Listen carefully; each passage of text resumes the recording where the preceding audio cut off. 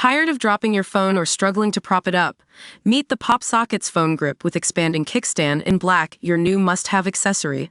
Don't miss out. Grab yours today. Click the link in the video description to shop now on Amazon.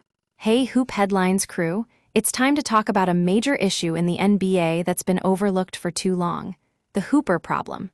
I'm not talking about players who just can't shoot, folks. I'm talking about flopping, which is basically just lying to officials on purpose. You've probably seen it before. Some player falls to the ground after a quick touch or even no contact at all, and somehow gets called for a foul.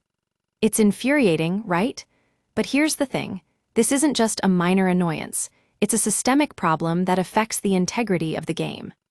Take Gilgeous-Alexander, for example. He's been having an incredible season, leading his team to victory after victory. But what's really impressive is how often he gets away with flopping in games. Bill Simmons even called out his team's flopping calls as awful and said they don't resemble anything else that's happening in the playoffs. Now I know some of you might be thinking, but wait, Shai's an incredible player. He must deserve to draw a few fouls. And yes, he is an amazing talent.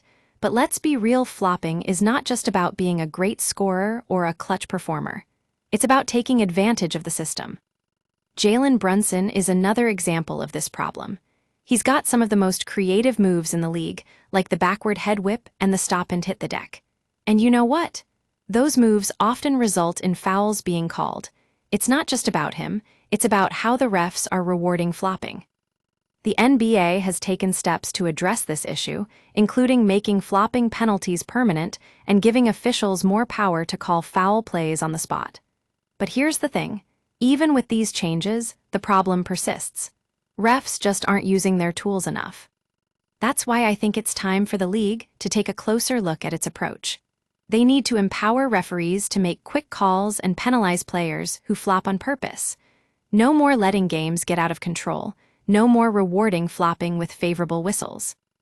And let's not forget about the impact this has on fans like us. I mean, think about it. When we watch a game and see a player flop and get away with it, it's frustrating. We feel like we're being cheated out of an honest competition. And let's be real, sometimes we even start to doubt our own eyes.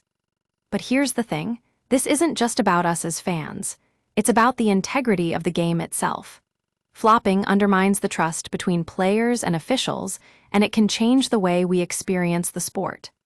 So what's the solution? Well, Hoop Headlines crew, I'm not saying it's going to be easy. But here's a potential fix.